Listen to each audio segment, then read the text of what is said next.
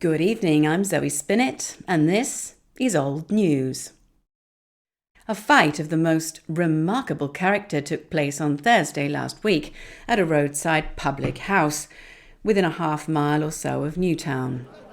It appears that a number of persons had collected together in the house in question for the purpose of witnessing a celebrated dog kill a given number of rats in a specified space of time. A pit had been formed, and bets were made pretty freely before the commencement of the day's sport. The rats were turned into the pit, and the dog succeeded in killing the number assigned to him. The dead rats were removed. The owner of the dog sponged the animal's mouth and nostrils. Scarcely had this been done when a new and uninvited contender appeared in the arena. A monkey belonging to the landlord of the house leapt into the pit and commenced a desperate attack upon the dog. The monkey was armed with a short, thick club. The dog soon began to be irritated, and the most extraordinary encounter took place. The dog, who had been belaboured most unmercifully with the club, gave his assailant 2 or 3 severe bites.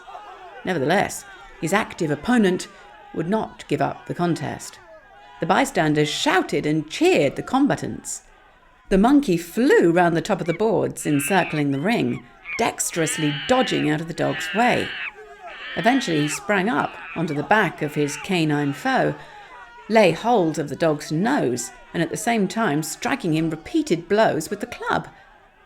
The owner of the dog jumped into the ring, and with the assistance of 2 or 3 friends, he succeeded in parting the adversaries. Had this not been done, the probability is that the dog would have been killed. The monkey was, of course, declared the victor.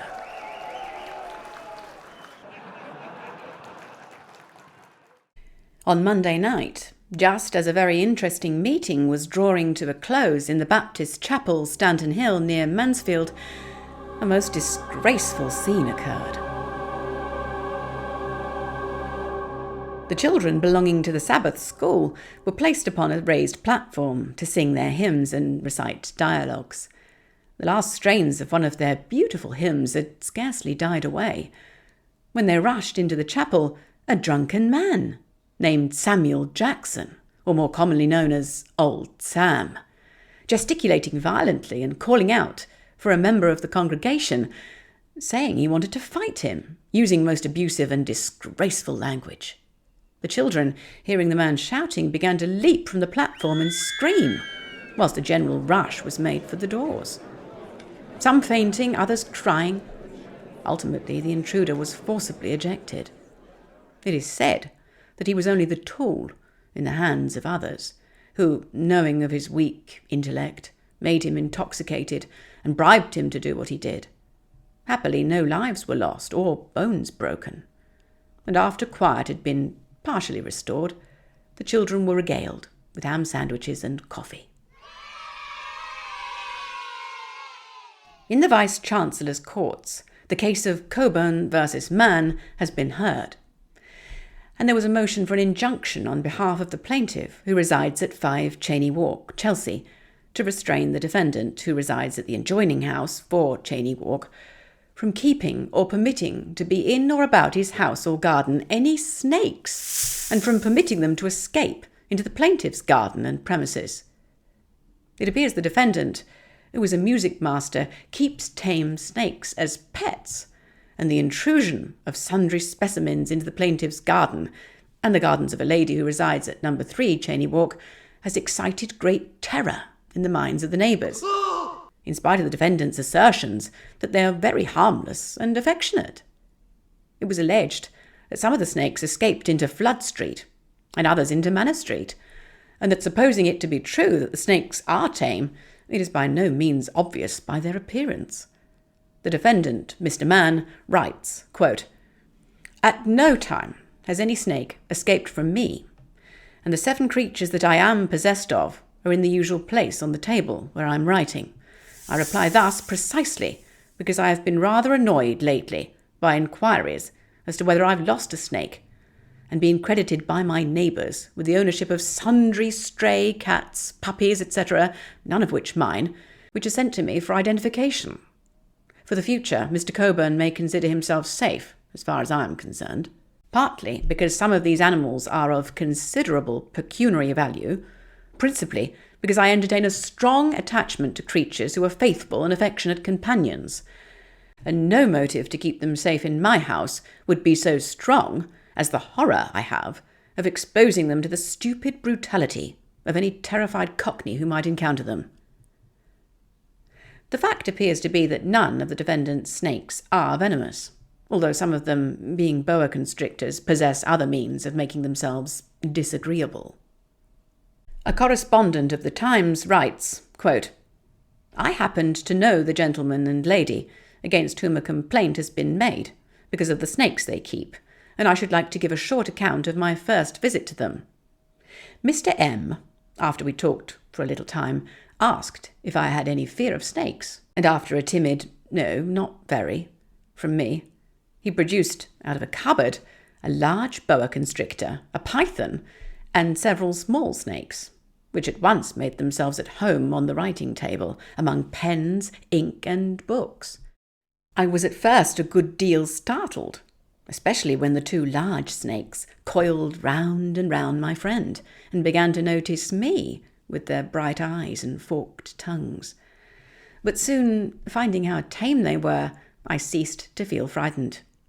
A short time afterwards, Mr. M expressed a wish to call Mrs. M, and left me with the boa, deposited on an armchair.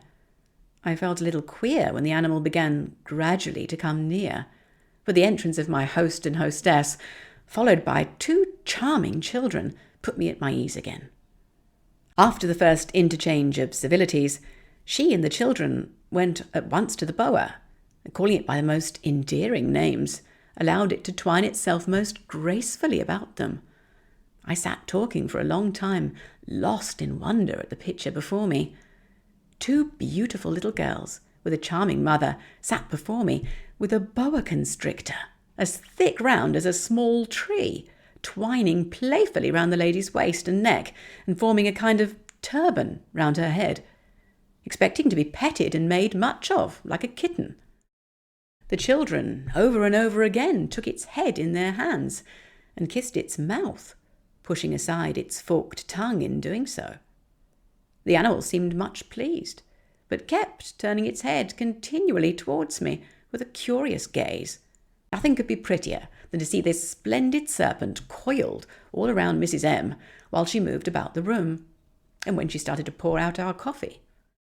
It was long before I could make up my mind to end the visit, and I returned soon after with a friend, a distinguished MP, to see my snake-taming acquaintance again. I'm sure he did not think there was any necessity for either law nor legislature to interfere. It seems to be mere prejudice, when snakes are not venomous, to abhor them as we do. They are intelligent and harmless, perfectly clean, with no sort of smell, make no kind of noise, and move about far more gracefully than lapdogs or other pets. These seemed very obedient, and remained in the cupboard when told to do so. About a year ago, Mr. and Mrs. M were away for 6 weeks, and left the boa in charge of a keeper at the zoo. The poor reptile moped, slept, and refused to be comforted. But when his master and mistress appeared, he sprang upon them in delight, coiling himself round them and showing every symptom of intense delight. The children are entirely devoted to their darling Cleo, as they call the snake, and they smiled when I asked if they were ever frightened of it.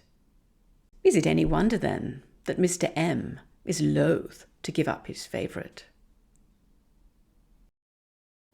And finally, our illustration of this subject represents a scene which was witnessed by a number of persons some short time ago at the Scarborough Aquarium. One of the attendants was busily engaged cleaning out one of the tanks containing small and large-sized octopoids.